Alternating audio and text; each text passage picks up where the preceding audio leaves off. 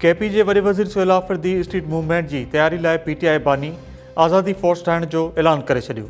Supreme court ॿाहिरियां media सां ॻाल्हाईंदे सुहेल आफरीदी चयो त ॻाल्हियुनि ऐं एहतजाज जी ज़िम्मेवारी महमूद खान अचकज़ई ऐं अलामा राजा नासिर अब्बास खे मिलियल आहे। अपोज़िशन एहतजाज धरणो ख़तमु कयो। मूंखे स्ट्रीट मूवमेंट जी तयारी जी ज़िम्मेवारी मिलियल आहे। अॼु स्ट्रीट मूवमेंट जी तयारी लाइ पीटीआई बानी आज़ादी फोर्स ठाहिण जो ऐलान करियां थो। जेके पीटीआई में मौजूदु माण्हुनि मूंखे हटाइण जी ख़्वाहिश रखनि था, ॼाणे वठनि त इज़त ऐं ज़िलत अलाह ॾींदो आहे। मूंखे हटाइण बाबति कंहिं पैगाम ॾिनो आहे, बानी जी भेनरुनि खां पुछो वञे। सुप्रीम कोर्ट वकील लतीफ़ खोसा जे पीटीआई बानी सां मुलाक़ात जी इस्तदा रद्द करे छॾी। लतीफ़ खोसा चयो त असांजी पीटीआई बानी सां मुलाक़ात कराई वञे। जस्टिस हाशिम काकड़ रिमार्क्स ॾींदे चयो त अवां असां खां पाण मुरादो नोटिस जो अख़्तियार वापसि वरितो आहे। असां हिकु फ़ौजदारी केस में मुलाक़ात जो हुकुम ॾेई सघूं था। जस्टिस सलाउद्दीन पवर चयो त जेको केस असांजे साम्हूं फिक्स न आहे उन ते हुकुम कीअं जारी कयूं। जस्टिस हाशिम काकड़ जो चवणु हो त अदालत में उथी बीह करे सियासी ॻाल्हियूं न कयो, सियासी ॻाल्हियूं पार्लियामेंट में वञी कयो। जस्टिस हाशिम काकड़ सां मुखालमो कंदे चयो त हाणे अवां जा ट्विटर्स बि हलंदा ऐं व्लॉग्स बि थी वेंदा। खैबर पख्तूनख्वा जे गवर्नर फैसल करीम कुनी चयो आहे त एहतजाज धरणे या रोड बंदि करण सां पीटीआई बानी जो इलाज न थींदो। पीटीआई जे एहतजाज में हर जाइ ते 20 खां 25 माण्हू वेठा आहिनि। जेतिरा माण्हू एहतजाज करे रहिया आहिनि, जेतिरा माण्हू एहतजाज लाइ निकिता, एतिरा क़ैदियुनि जी वैन जो मयार आहिनि। गवर्नर फैसल करीम कुनी चयो आहे त केपी जंग जे सूरतहाल में आहे ऐं सूबाई काबीना पीटीआई बानी जे इलाज लाइ एहतजाज ते आहे। सूबाई मशीनरी मुज़ाहिरीन जी पुठिभराई करे रही आहे। असां सां अहिड़ो ज़ुल्म न कयो। पुलिस चए थी त असां लाश कोन ॾींदासीं।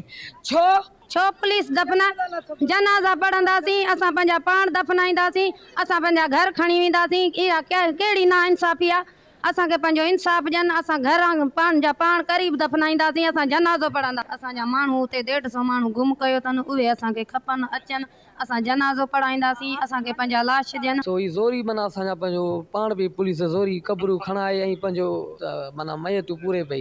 असां ईअं कीअं दफ़नायूं? असां हिननि जो पुलिस जो चवण त तव्हां पासे थियो, असां ज़ोरी दफ़नाईंदासीं, हीअं था कयूं, हीअं था कयूं। डीएसपी असांजी ॻाल्हि ई नथो ॿुधे। असांखे धिका बि थो ॾिए, मायुनि खे क़ुर शरीफ़नि खे धिका बि थो ॾिए। अलाए छा आहे उनजो मक़सदु?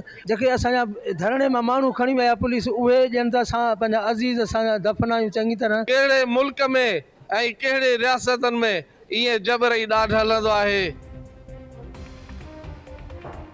नवाब वली मोहम्मद में क़ौमी शहरा ते 3 लाश रखी एहतजाज कंदड़नि ते पुलिस राति जी ऊंदहि में कड़की पई। 150 खां मथे ॻोठाणा गिरफ़्तार, पुलिस लाश बि खसे वरिता। ॻोठ इस्माइल बंड में ज़बरदस्ती दफ़नाइण जी कोशिश, औरतुनि पारां पाक किताब खणी एहतजाज करे लाश दफ़नाइण न ॾिना। वारसनि जो चवणु आहे त हीउ कहिड़ो इंसाफ़ आहे? पुलिस लाश खसे ज़बरदस्ती दफ़नाए रही आहे।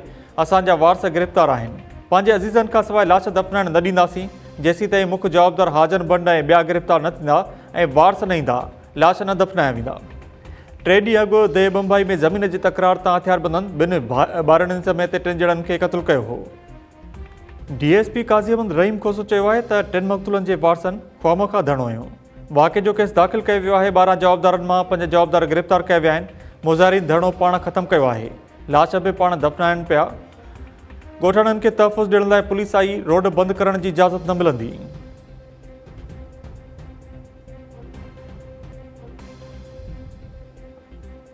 कंदाकोट भरिसां जागीराणी चाचड़ तकरार भड़कियो थियो। फायरिंग में 3 ॼणा मारिजी विया। दुरानी महर थाणे जे झंगण वारे इलाइक़े में जागीराणी चाचड़ धुरियुनि विच में जहिड़ो थी पियो। फायरिंग में अनवर चाचड़, शबीर चाचड़ ऐं मशगूल जागीराणी मारिजी विया। 2 ॼणा ज़ख़्मी। धुरियुनि में शिकताण बरक़रार।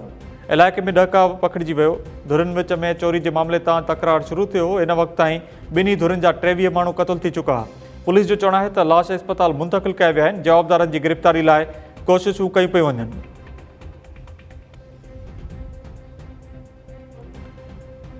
पाकिस्तान रमज़ान जो चंड ॾिसण लाइ मरकज़ी रोयत हिलाल कमेटी जो इजलास अॼु पेशावर में थींदो। मरकज़ी रोयत हिलाल कमेटी जे चेयरमैन मौलाना अब्दुल ख़बीर आज़ाद चयो आहे त इंशाअल्लाह सॼे मुल्क में गॾु रमज़ान जो महीनो शुरू थींदो।